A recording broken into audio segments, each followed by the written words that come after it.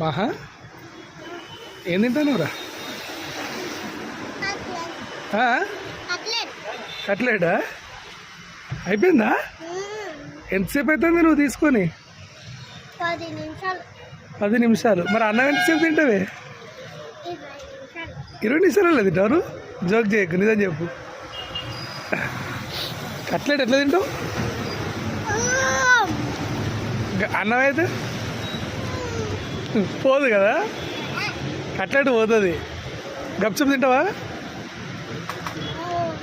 గప్చుప్ కారం అవుతుందా అమ్మా? కారం అవుతుందా?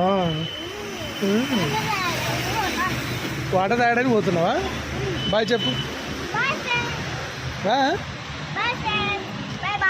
ముసల్దానా.